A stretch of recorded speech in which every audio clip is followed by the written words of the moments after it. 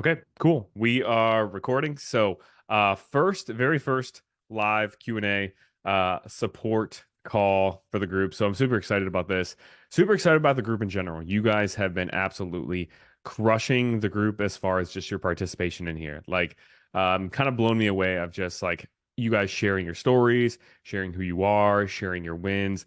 I know Misty, you've been crushing it in there, and that like PDF of your kind of checklist for the day is awesome. Like if you were to like blow that up and make multiple weeks worth and put that on your wall and check off like in green all the days you hit those variables and then put like a red X of the days you don't, that's an amazing way to keep track of truly how consistent you're being.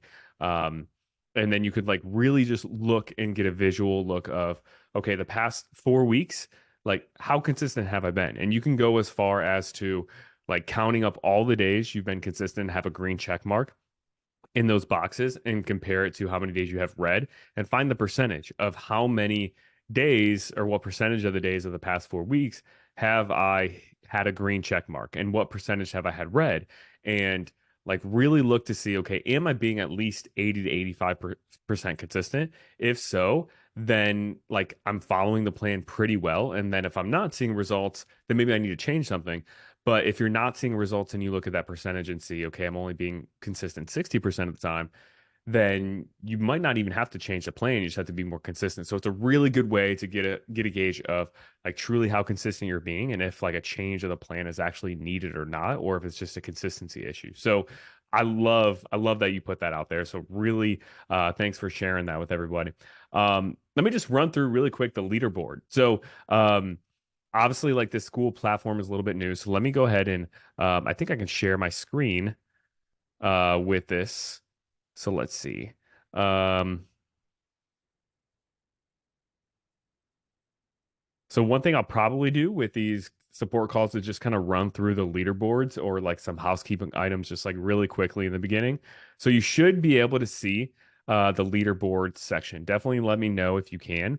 But this shows the 7 day leaderboard, which is cool, the 30-day leaderboard, and then the all-time leaderboard. So how many points you have. And if you don't remember from like the intro videos, you earn points whenever somebody likes one of your comments or comments to one of your posts or likes one of your posts.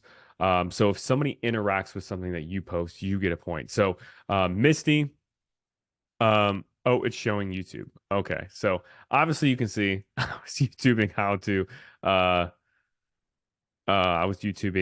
to host a Zoom a meeting. So there we go. So you should see the leaderboard now, I believe. Let me know in the chat if you see it now. Um, Cool. Good thing I didn't have anything like any personal information like passwords or anything on there. That'd be awkward. But um so you should see the leaderboard, and this is really cool because this resets every 7 days and it also resets every 30 days. And then obviously the all-time leaderboard doesn't reset. But this is really nice because then I can see who's been really active over the past month. And we're going to be giving away prizes each month based on just like participation, how active you are in these leaderboards. So this month for the first 30-day period, we're going to give away a $75 gift card to the number one place spot. So Misty is currently in the lead with that. So she's crushing it. But obviously, like plenty of time still for people to catch up with our participation and everything. So Misty, you're in the lead. But you know, definitely room for other people to kind of take over there. So definitely give me some feedback too in the school community of just like the classroom section, if that's really easy to navigate, other things you'd like to see. I know in the question post here that I'll go over like with the Q&As and stuff, you guys were posting some really good suggestions and things in there too. So, but any like suggestions or any other things you'd like to see in this group, definitely put them in the discussion section because I'd love to just keep adding things that you guys would find valuable in here. So let's go ahead and dive into Q&As then. So I'll go over all the questions that you guys put in here and then answer as best as I can. And these questions are some really great questions. So really, thanks for answering those. So let me go ahead and stop the screen share here, and then I'll pull this up to the side for myself to look at so we can go over these questions. So let's go ahead. I'm just going to go down the list. So first question was from Lindsay West. So really awesome question. She said previous workout programs I've done have used measurements, pictures, and weight. Is there tracking we should be doing with these types of numbers and pictures, and how often? So really great question. So I'm actually going to be posting an additional video in the classroom section going over what things to measure with your progress, depending on if you're in a priming phase and you're in a fat loss phase, all that stuff going through, how long to track these things. And I'm also going to share a spreadsheet that you can use to track all this stuff yourself. And this is a spreadsheet that actually I've used myself in the past to track my own progress. And it's a spreadsheet I've used with one-on-one clients to track in the past too. Right now, we have a separate app that we use to track progress, which makes it really nice and everything. So I don't use the spreadsheets anymore for clients because we have the app. But the spreadsheet, obviously, if you're not a one-on-one client, you don't have the app, is a really great resource. And I've had clients who have used this in the past, like I said, when I was in my beginning stages of coaching, and have seen tremendous results from being able to use this. So there are kind of three main things that we want to be looking at to measure progress. So there's body weight, there's progress pictures, and then there's just a kind of subjective check-in with yourself periodically. So the body weight kind of takes care of the numerical data when you're trying to measure your progress. So there's three like big categories that we want to take a look at to get a full picture of what's going on with your progress, if you're making progress, if you're not, if you need to make an adjustment. There's numerical data, which is your body weight. There's visual data, which is your progress pictures that you take and you look at those changes if those are happening. And then there's subjective data, which is like, how do you feel in your own skin? When you look in the mirror, do you feel like you can visually see yourself leaner? How are your clothes fitting? Like, do you feel like your clothes are fitting looser or tighter? That's more subjective data. All that data there is you kind of describing how you're feeling in your body, which isn't necessarily like cut and dry facts, but it is really helpful. Like if you feel your clothes are getting tighter, or you feel your clothes are getting looser, or you feel just like visually look in the mirror, you feel like you feel leaner, like that's important stuff to monitor and just kind of keep an eye on. Sometimes those subjective things can play tricks on us and make it seem like we're not making progress when we are. Same thing with body weight. Obviously, body weight fluctuates up and down all the time. That can make it seem like we're making progress or not when we are. And even progress pictures can trick us sometimes. But when we have all three of those variables at once and we're monitoring them on a regular basis and we're able to really be objective with ourselves with them, then we can get a really good picture of what's going on, along with obviously tracking your actions. So tracking your calories and your protein and your steps and your workouts and seeing how consistent you are with those things can also help to paint the picture of, what kind of progress you're actually seeing. Because if you're really inconsistent with your workouts, your steps, and your nutrition, not really tracking, but maybe just the weight on the scale is going down, it could be indicative of a progress, like the weight on the scale going down, but it also could mean maybe you're like losing muscle, maybe like your body weight is decreasing, but your body composition actually is getting worse. So like just the scale isn't just a sole determinant of if you're making progress or not, but seeing the scale trend down slowly while also being able to look back at your actions and saying, okay, I'm consistently hitting my calories, consistently hitting my protein, consistently hitting my steps and more workouts, then that probably it does mean that you are making progress. So we have to look at the full picture. So numerical data with your body weight, your visual data with your pictures, and then your subjective data of checking in with yourself maybe every week of, okay, how do I feel in my own skin? How consistent am I really being? Am I noticing, myself feeling leaner when I look in the mirror? How do my clothes fit and those types of things? So how often do we need to track these things or should we be assessing them? And the body weight conversation is a really important one because a lot of people, when they come into my one-on-one coaching program, they've come from a spot where maybe they've done programs in the past or they've tried things on their own and they've tracked their body weight and they've tracked their body weight maybe once every week and see, okay, Sunday is my weigh-in day. I weigh myself, and then next Sunday I weigh myself again, and then the next Sunday I weigh myself again. And I compare those changes of, okay, did I lose weight this week? But that's not a good way to approach the body weight or to approach measuring your body weight or approach the scale because there's going to be so many fluctuations on a week to or day to day basis. And the amount of fat loss that, like, when you're in a fat loss phase that you should expect on a weekly basis, if you're like progressing at a steady rate, is usually between maybe zero point 0.6 pounds of body fat per week lost if you're starting kind of on the lower body weight end, and maybe up to, I would say, like 1.5 pounds of body weight or body fat lost per week at the most. And probably even I would put that at 1 pound of fat loss per week at most is kind of like the high end. Anything faster than that is just going to be a little bit too extreme. So we're talking about this range of, if we're going to be in a fat loss phase after you've done the priming phase and you're losing fat at a consistent rate that's healthy, that's sustainable, we're looking at zero point 0.6 to 1 pounds of fat loss per week. But the thing is that your weight on the scale can fluctuate on a day-to-day basis by up to like 3 pounds just from water weight fluctuations, from having extra sodium, from hormone fluctuations, depending on where you are in your cycle, depending on if you got poor sleep the night before. Poor sleep causes cortisol to rise, and cortisol is a hormone in the body that's kind of related to stress, but it also causes more water retention too. Um, if you even just drank a lot like extra water the evening before you went to sleep, you're probably going to hold on to a little bit more water than what you held on to like the previous morning. So because your body weight on a day-to-day basis can fluctuate by like 2, 3 pounds, sometimes even up to 4 to 5 pounds. I've worked with clients where it's been that extreme.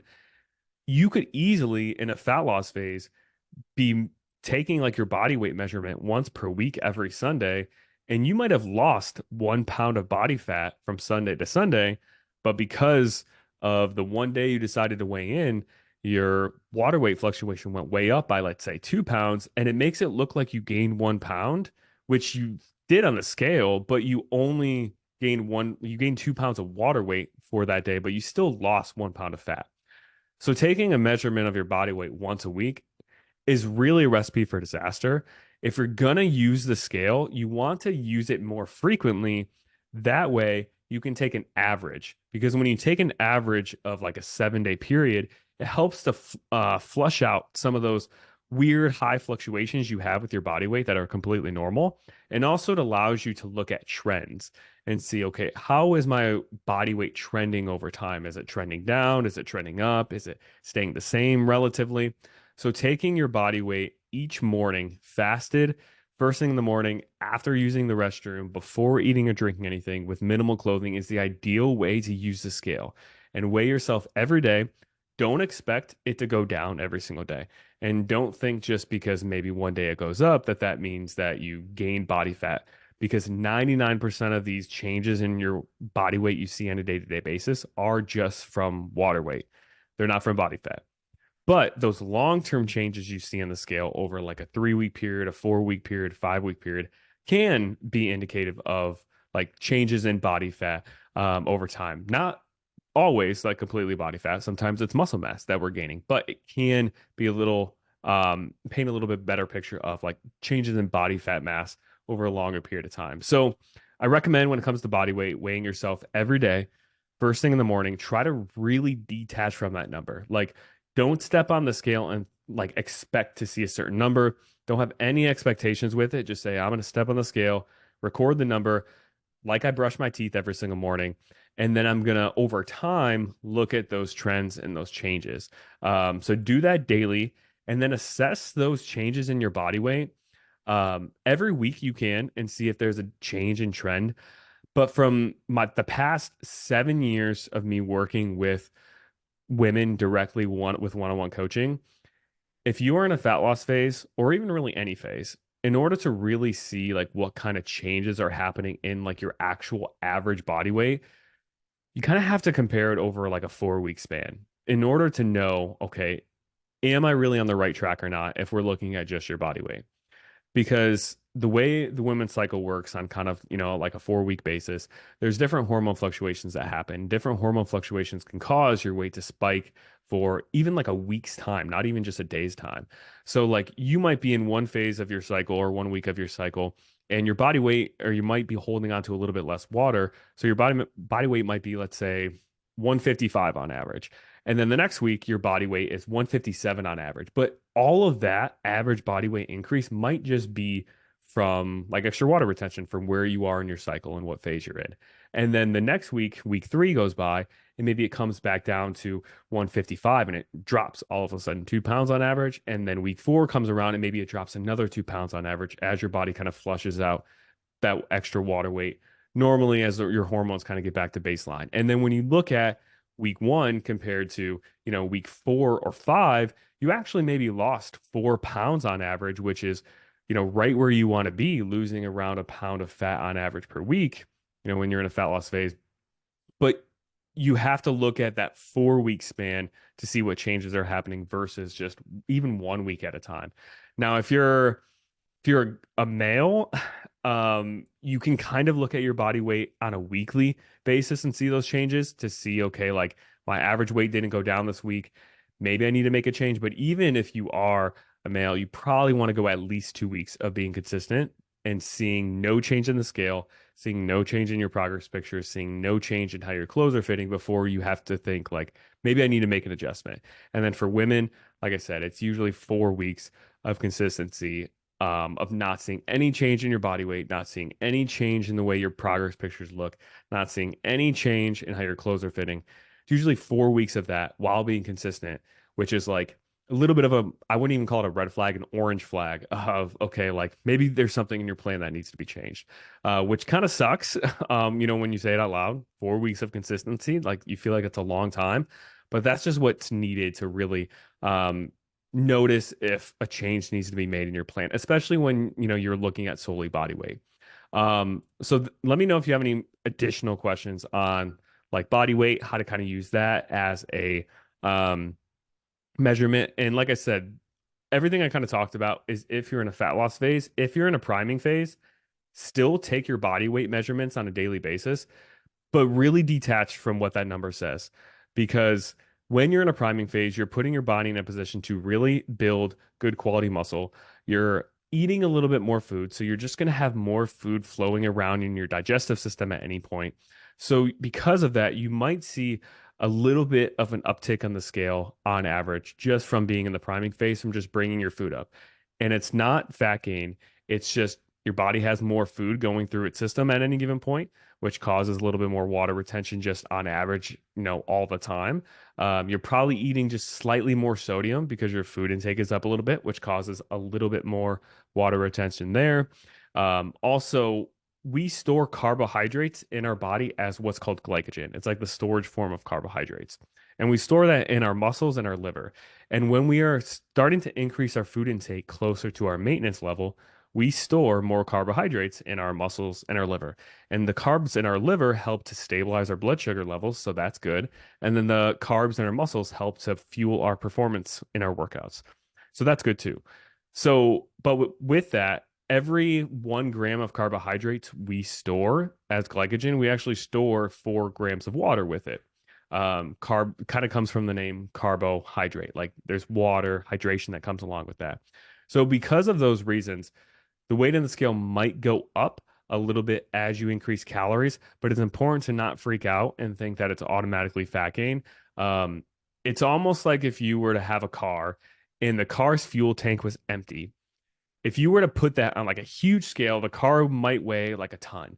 But if you fill that fuel tank up all the way with fuel, maybe you fill it all the way with oil and all the other fluids that come along with cars, that car, even though you didn't increase like the size of that car or the mass of that car necessarily, the car would weigh maybe a ton and 20 pounds or something. I'm just throwing out, a random number. It's probably more than 20 pounds, but it's going to weigh a little bit extra when that car's fuel tank is filled up. And that's kind of how our bodies are. Like if you've been under eating for a long period of time, you're going to be depleted of nutrients, of some water retention, of sodium, of glycogen.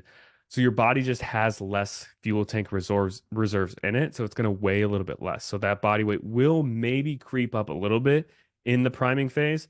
But it's important to remember, like that's just you repleting your body up versus your body being deprived. So let me know if you have any additional questions on that. But That's how I would utilize body weight, weighing yourself daily, first thing in the morning, after using the restroom, before eating or drinking anything, minimal clothing. And I would take the average of that every week and then be consistent for 3 to 4 weeks at a time and see, am I in a priming phase? Am I relatively maintaining my body weight? Maybe a small increase in my body weight. That's okay. If I'm in a fat loss phase, am I on average losing maybe zero point 0.6 to 1 pounds on average? If I look at like a 4 week trend, if so, then I'm probably, on the right path there. So let me know if that makes sense. Now, let's go to progress pictures. So progress pictures is the second thing that we want to keep track of. And this is so, so, so important. I know in this kind of comment section, Elizabeth, who she's one of my one-on-one clients who has been crushing it, she talked a lot about how like we've been working together for the past 10 weeks. We've only really been in a fat loss phase for, I think, like 4 weeks now. But she's lost about 5 pounds, which actually, like, for only being in a 4 week fat loss phase so far is great. But even with that, her pictures, if you were to look at them side by side, you would think she lost maybe 10 to 15 pounds, even though it's only been 5 pounds. And that's because the weight that she has lost has been, I would assume, like if we were to get some really advanced body fat scan done, it was all body fat. But there was a point where her weight on the scale maybe changed by like 2 pounds. And she was, maybe a little bit down on her progress because she was just looking at the scale. But then we compared those pictures and she was like, wow, like looks like I've lost 10 pounds, even though it's only been two. So taking progress pictures periodically is so, so, so important to measure progress because, like I said before, the weight on the scale doesn't always tell the whole story. And especially in this priming phase of you increasing your calories and getting your habits down of the workouts and the protein and the steps, you could very well be really changing your body composition, but not see any change on the scale. And those pictures are ways to like keep you motivated when you see that huge change, when you see that visual change, but the numbers necessarily aren't changing when you step on the scale each morning. So progress pictures, I recommend taking them every 2 weeks. You could do every three, but I find when you do it every three, sometimes you forget, whereas every 2 weeks is a little bit better because you're doing them more regularly. Where, okay, I didn't do them last week, so now I know I need to do it this week, versus like every 3 weeks, you have to think back, okay, did I do this last week? Okay, did I do it the week before? And then decide if you're going to do it then. Um, and then regarding the pictures, like you could do it every week, but that's a little bit too soon, in my opinion, to even really see any change. Like the changes you see on a weekly basis are going to be very small. They're going to add up a lot over time, but they're going to be so small that like taking pictures every week is a little bit excessive, in my opinion. So every 2 weeks is a good ballpark there. And there are really three main poses that you want to do, or I guess four main poses. So you want to do a front pose. You could either do a relaxed pose, or I have clients do a front flexed pose where they're kind of flexing like this from the front. You want to have it full body and you want to have the camera really at like waist or torso height. You don't really want it on the ground pointed up. That's not going to be a great angle to really see changes. You don't want it like way up high either. So really at like torso or chest height is a really good height to put your phone. But you want to do a front flexed. You want to do a back flex, so the same pose but backwards, or you could do a relaxed one back. But I typically have clients do a flexed one. So those are two. The other two poses you want to do is a side pose where you're holding your arms out in front of you. That way you can see your midsection from the side. And I typically recommend clients do both sides. So they do a left side and a right side just because our bodies sometimes look a little bit different on the left and right. So having both of those is helpful to compare. So those are the four poses I recommend doing with pictures.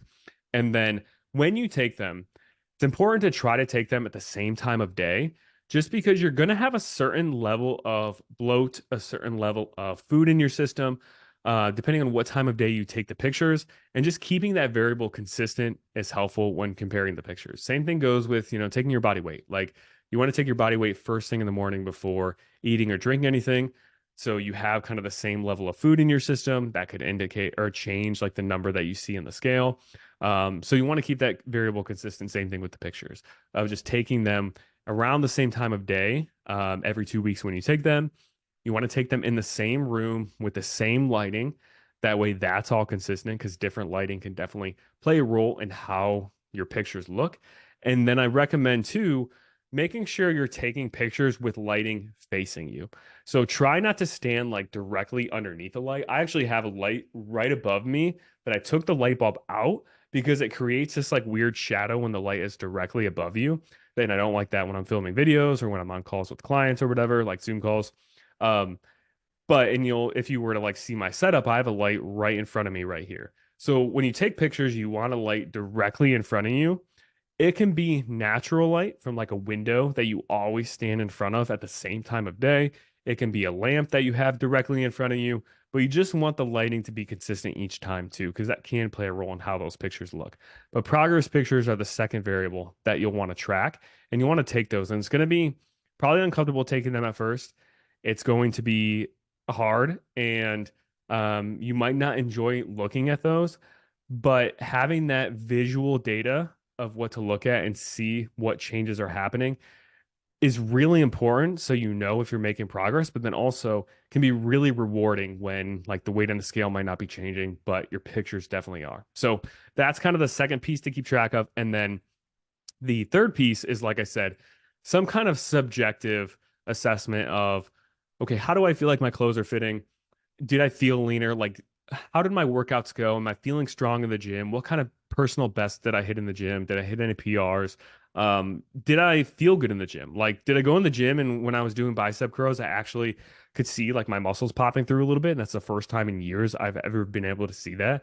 And it felt really good. Like, did you experience some of those things? And these are all questions that are all part of the one-on-one client check-in form that I use with clients, and I look over like their answers to assess all this stuff to make sure they're making progress. But you'd want to have some kind of form for you. And what I might actually do as I'm kind of talking this out loud is I mentioned I was going to share like a spreadsheet with how to keep track of your body weight data, progress pictures, all that. Like the spreadsheet has like boxes to put your body weight each day, calculates your average body weight automatically. There's boxes to upload your progress pictures in there. So I'll probably share that, but I may even share like a sample check-in form that I have used or do currently use with one-on-one clients that you could just use for yourself. And you fill this out. It might feel weird filling this out, like, and not sending it to anyone directly, but sending it out or filling it out just like you would if you had a coach, is a really good way for you to be objective with yourself and then like reread those answers after you fill it out and reread, oh, okay, like I actually did have, quite a few wins this week, even though the scale didn't go down, even though maybe I did eat a little bit more than what I planned. Like I felt really good in the gym, and it's a way to help reinforce yourself. So maybe I'll include that too with the spreadsheet, like a link of a sample check-in form that you could copy and just like fill in yourself to keep track of your progress there. And then, so those are the three ways to measure progress. And then the fourth thing isn't measuring progress, but the fourth thing is what I touched on is you want to monitor your actions and your consistency. So you want to be able to look at all these things on a weekly basis, but you also want to look back and see how consistent was I really? Because if your body weight isn't going where you want it to be, if your progress pictures aren't going where you want it to be, and your check-in forms, your responses aren't really great, but you're being super consistent with the plan and hitting your variables 5 out of the 7 days of the week at least, and then your other 2 days that you're not hitting it maybe are really close, then it could be time to maybe change up your calorie amount, change up your step goal, might be time to change something.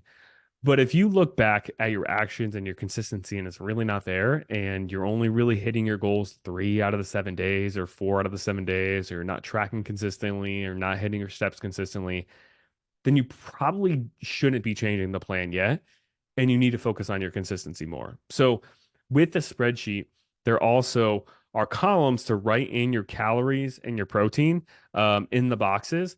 And I recommend using that and every single week doing this kind of like self check-in with yourself and filling out those boxes. And then you could even mark the boxes in green for every day you hit your calorie goal, every day you hit your step goal, and see, okay, do I have at least 5 out of the 7 days here?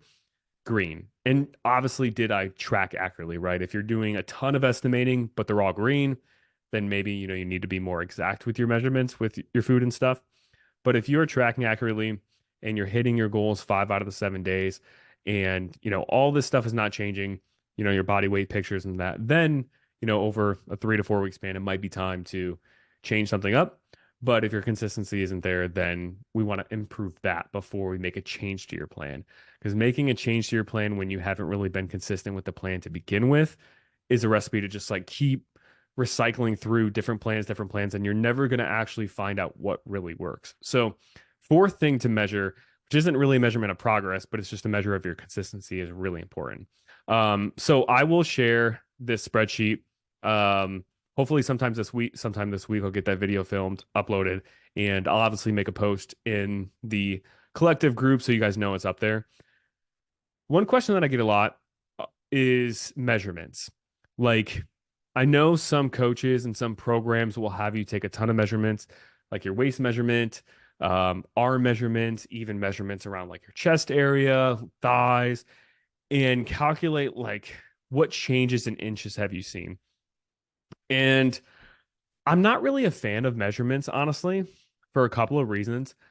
One, because it's really hard to measure things consistently the same way each time with like a tape measure like that, especially if you're trying to do it on your own.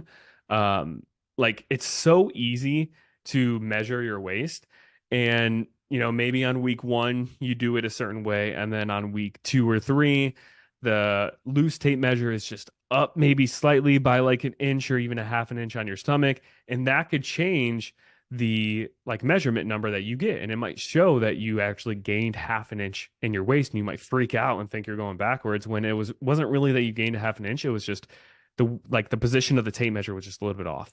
Same thing with your thighs, arms, chest area, all that. So that's one reason it's really hard to be really consistent with how you're taking those measurements. So like it's really easy for the number to be bigger one week when actually like you didn't actually get bigger. And number two reason why I don't really like measurements is because um, just because something got bigger or didn't change in size doesn't mean your body composition isn't still changing. Your like if you were to measure around your chest area around here, you might see that this doesn't change at all, that number, but you might look at your pictures and your back is definitely leaner. And it just didn't change because you lost body fat around this area, but maybe you gained some muscle mass in your lats here or your back, or maybe your thighs. That's a big one. Like your thigh circumference, maybe it didn't change, but that's because you built muscle, but then lost fat at the same time, and you look leaner and it looks more shaped, but it's just the same size.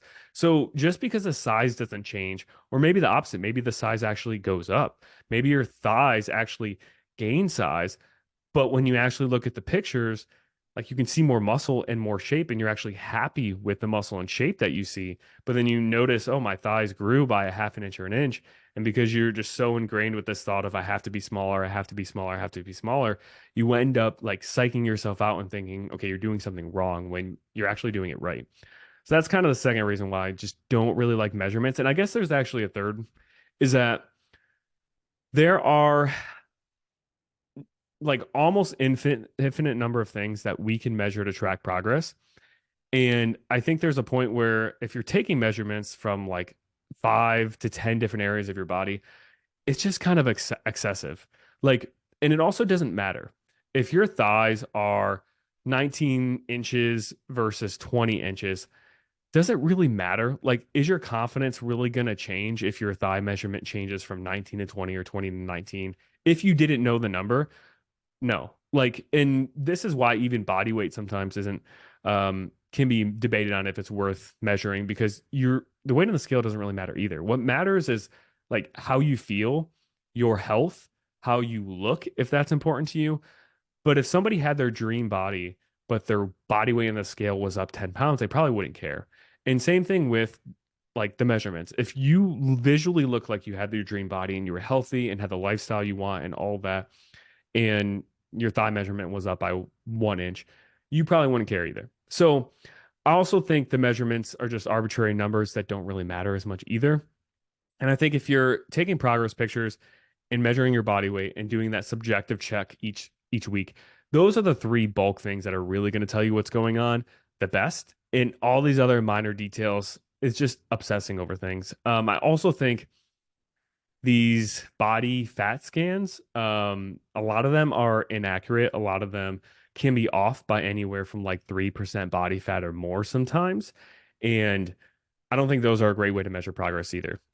Because if let's say like that body fat percentage is off by like 3% the next time you go in, and you actually lost 3% of body fat, but the number doesn't change because there's a 3% error that could occur, you might think you didn't make progress when you actually did too. And the same thing goes for these measurement numbers. If whatever your body fat percentage actually is, you probably don't care about what that specific number is anyway. So like paying the extra money to have one of these tests done, going through the extra time to do it when the margin of difference, the margin of error is so big anyway. And really, it's all about how you feel and how you look. And if you're healthy and your lifestyle too, that's what really matters. I don't think even doing those like body fat scans that you find at gyms is even helpful. And I think a lot of times it can be discouraging because of just how off those measurements can be. And they probably won't tell you that at the gym that those measurements can be off so much because they want you to keep coming back and testing it. But unfortunately, they just are. So that's how to measure your progress and everything. So hopefully that was helpful and informative. I know I spent a lot of time on that answer, but wanted to go through all that. So Janet asked a question of, I've listened and watched your videos multiple times about the explanation of the priming phase, but I can't get a grasp on the reason behind increasing calories and why going up to the top end of maintenance is helpful before starting a fat loss phase. So there are a couple of things that happen when we do this. Number one is we are able to, any signs of or symptoms of what I call quote unquote diet fatigue, we can eliminate. So diet fatigue are certain symptoms that kind of gradually increase as you undereat for a long period of time. So these are things like feelings of fatigue, having low energy, low strength in the gym, low muscle mass, just kind of generally feeling kind of hungry all the time. And all these things can get in the way of us being successful with a fat loss phase. Like if we have this diet fatigue tank that builds up and it's almost overflowing with all these symptoms, and then you go into a deliberate fat loss phase, those symptoms are just going to keep rising and rising. And then eventually it's going to overflow to where like you're hungry all the time, you're sluggish, you have low energy, but you're trying to stick to this fat loss phase, this calorie deficit, and it just feels super hard and it's really hard to stick to. And then you end up being inconsistent and not seeing results. But by going through this priming phase, let's say if you start this whole journey with like your glass of your diet fatigue, you start it maybe like halfway full by going through the priming phase because we're increasing calories, increasing food, increasing fuel. We're eliminating that under eating you were doing in the past. We're able to bring that diet fatigue down and down and down to where it's virtually zero. So that glass isn't even full at all. So then we can go into a fat loss phase. And even if you do a fat loss phase in a healthy way, that diet fatigue will like slowly creep up. But we're able to start with a lower level of diet fatigue. So you're able to be in a fat loss phase for a little bit longer and see more consistent results, and also be in a fat loss phase with like a clear head and not having to deal with the extreme hunger like 2 weeks into a fat loss phase. It's almost like if you were to um, go to school and sit in a lecture hall for, let's say, 4 hours and listen to this really long lecture and you had an exam on it later that day. If you were to go into that lecture hall from just listening to a 4 hour lecture beforehand, like you're going to be really drained probably halfway through that next lecture and not going to be able to listen to the whole thing, might even fall asleep during it. You're not going to be as focused, your mind's going to drift, and you're probably not going to remember and retain all that information you need for that exam. But if you have a longer break and instead of going directly into that second lecture after already being in a lecture, aka already under eating before you start this journey, and you take a break of not going to lecture for, let's say, a week or two, or even a day or two, and you increase your calories, do this priming phase for a few weeks at least, then you're able to decrease that like lecture fatigue that you have before you go into that next lecture. So then when you go into that deliberate fat loss phase after the priming phase, you're going to be more focused. Your hunger is going to be lower from the start. Your energy levels are going to be higher. And you're going to be way more consistent and successful with that fat loss phase by having that priming phase, building calories up to maintenance first. So that's one big reason. Another reason is when you undereat for a little bit of time, your metabolism does slow down a little bit. So if you have been under eating for the most part, up and down calorie intake at the beginning of your journey, before doing the priming phase, your body might burn, let's say, 2,000 calories per day. But it should be burning, let's say, 2,200, and it's just slowed down a little bit by a couple hundred because of your low calorie intake your body's getting used to. By doing the priming phase and slowly building your calories up to 2,200, you can bring your maintenance back up to that 2,200 level where it should be. That way, when you go into a fat loss phase, you're burning 2,200 calories per day on average versus 2,000, which means to achieve the same level of fat loss, you would be able to eat 200 calories more than what you would have before you started the priming phase. So not only does it help to reduce the diet fatigue and the feelings of hunger, it also allows you to go into a fat loss phase and lose fat, eating a little bit more calories than what you would have if you didn't do the priming phase to begin with. So that's second reason. The third reason why the priming phase is really important and helpful is just the behavior aspect of things. If you're new to tracking your food, new to being consistent with workouts, new to a step goal, new to eating high protein, these are a lot of new habits and behaviors that you're implementing. And it can be really challenging, like doing anything new. Anytime you add a new behavior to your routine, it's going to feel uncomfortable. And doing so while also trying to be in a fat loss phase, being in a calorie deficit, dealing with a little bit more hunger is like an extra burden on you. It's like implementing all these behaviors, but at the same time, you're having feelings of a little bit increased hunger because your calories have to be lower than what you burn to lose body fat, which is going to cause a little bit of increase of hunger. But if you do the priming phase first, you're able to take a few weeks at least to build the habits of being consistent with your steps, being consistent with your workouts, being consistent with, getting good quality nutrition behaviors down of, plenty of fruits and vegetables, tracking your food. You're able to learn that skill while actually feeling satisfied because you're working on increasing your food intake over this time period versus, eating a little bit lower than what you burn. Like you're working on matching the amount that you burn. So you're not going to feel as hungry during this period. So that's one less barrier. So you're able to build up these habits without the pressure of dealing with extra hunger at the same time. And then, once you have all these baseline habits down, you have the skill of tracking your food down, all of that. Now it's just like one little switch that we flip of bringing your calories down into your fat loss range, but you already have the baseline foundational habits in place. Like when I go into a fat loss phase versus no fat loss phase and I'm eating at maintenance, literally nothing changes in my routine with my steps. Maybe my steps a little bit, I increase a little bit, but not by much. But like my workout routine stays the same. My food choices really stay the same. I just adjust my portion sizes a little bit. My sleep habits stay the same. My food tracking stays the same. Everything really stays the same from maintenance to fat loss. It's just a little bit of a tweak in my calorie intake. And then a little bit of a tweak in my steps and increasing them by just a little bit. And that's it. And I don't do any crazy extra cardio, and my clients don't do this either. Like we just adjust their step goal by a little bit and their calorie goal by a little bit when we go into a fat loss phase. And that priming phase allows you to establish these foundational habits without the pressure of having that extra hunger just kind of like sitting on your shoulder at all times. Because, if you go into a fat loss phase, eat less calories than what you burn, the extra hunger should not be extreme, but it will kind of be there because, you're just in a calorie deficit and that's just physiology. That's just how the body works. So hopefully that answered your question as to like why the priming phase is important and why it's really helpful.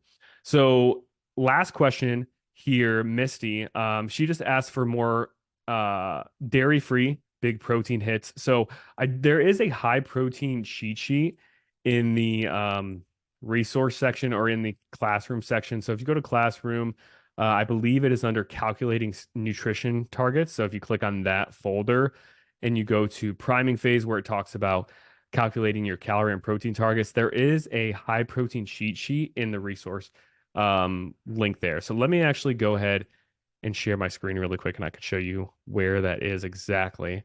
So you should see here, so classroom, calculating nutrition targets, priming phase, calorie and protein targets. And if you scroll down, there's this high protein cheat sheet here, and you can open that up and it'll pull up this PDF right here. And there's a bunch of high protein options in here. Some of them are dairy, but more than half of them are dairy free, I would say. So definitely take a look at that. And then I know you had another question, I believe, under that same comment. So your other question was just how to sustain higher calories when you just aren't hungry. Um, and you can eat higher calories really well, like every other day. So there are a few key things that you can really do to help get extra calories in. So, one is liquid calories. So, liquid calories tend to not fill you up as much as like whole food sources of calories. So, think like having a protein shake versus having like 4 ounces of chicken breast. Both are going to get you around 100 to 150 calories worth. Both are going to get you around 20 to 30 grams of protein. But the chicken breast is going to fill you up a lot more because it's solid food. You have to chew it. It takes up more space in your stomach. But the protein shake is going to be a little bit easier to just knock down and be done with it. So liquid calories help us to get more calories without feeling as full. And that could be protein shakes, that can be smoothies, that can be any other kind of drinks. Liquid calories can help to get that in. Could be like, a half a glass of orange juice with your breakfast to help get a little bit extra calories in there. Another way is using more oil when you cook. So if you're cooking in a pan or cooking rice or cooking potatoes, and you usually use like the pan spray and just use like a really quick spray that, according to the food label, it's 0 calories. Instead of doing that, measure out a tablespoon of olive oil when you cook, put that in the pan or with your rice and mix that in there. And that's going to give you an extra like 100 to 150 calories there just from adding extra oil. And honestly, it's probably going to make your food taste better, honestly, adding in like a tablespoon of olive oil in there. And if you use extra virgin olive oil, that is a healthy fat too. So not only getting healthy fats, it's also helping you to hit your calorie intake without making you feel as full. And it's probably going to make your food taste even better.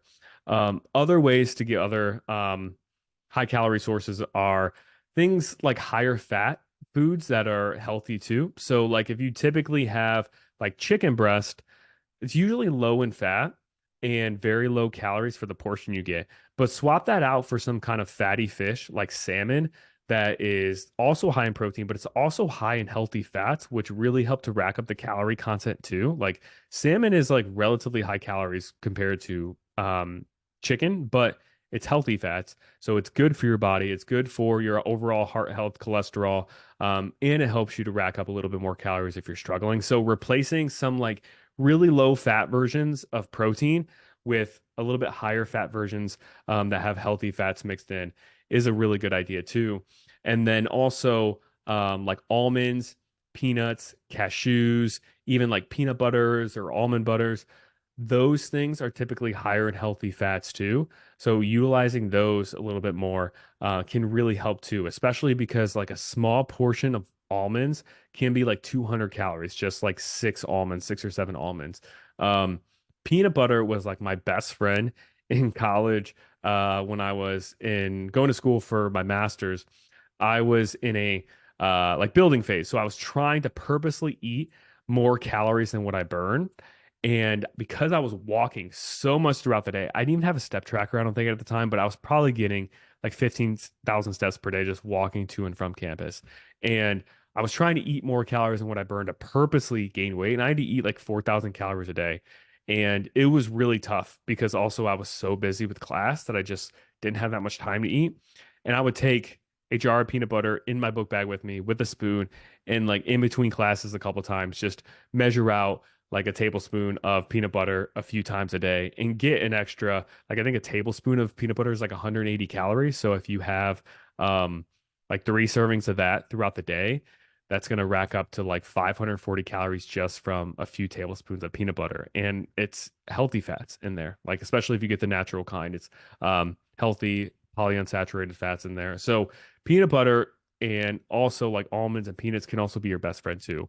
And these are all strategies that you want to do the opposite with if you're struggling with hunger in a fat loss phase. So if you're trying to bring your calories down and you feel you're hungry all the time, you want to do the opposite of this. You want to have less liquid calories. You want to eat more whole food sources that you have to chew that take up more space in your stomach. You want to stay away from things probably like almonds and peanut butters. You don't really want to add oil to your foods. So these are all things that like if you're struggling to get in your calories, you want to lean towards. But if you are the opposite, where you're struggling to where you're eating too much, then you want to do the opposite there. So hopefully all those tips helped. And also too, don't be afraid to have some like treats in there too. I find a lot of clients when they start this, they think everything they eat needs to be super quote unquote clean, super healthy. But like if you have a couple hundred calories left throughout the day and you've hit, your fruit and vegetable servings, you've hit your protein, hit your calories, hit your fiber, all this stuff, like it's fine to have a couple of Oreos to hit your last 200 calories. Like as long as 85% of your total calories are coming from healthy foods, whole foods, lean meats, you're having your fruit and vegetable servings, like a, half a serving of Pop Tart or a Pop Tart is not going to kill you, and it's not going to make you automatically gain body fat. Same thing with a couple of Oreos. So I find like really detaching from that good or bad food mentality really helps because it gives you the flexibility to have some of those treats that are just easier digested. They don't fill you up as much. They're easier to overeat. Now, you obviously want to like be mindful of how much of this you're having. Like you don't want half of your calorie intake to be from Oreos and things like that.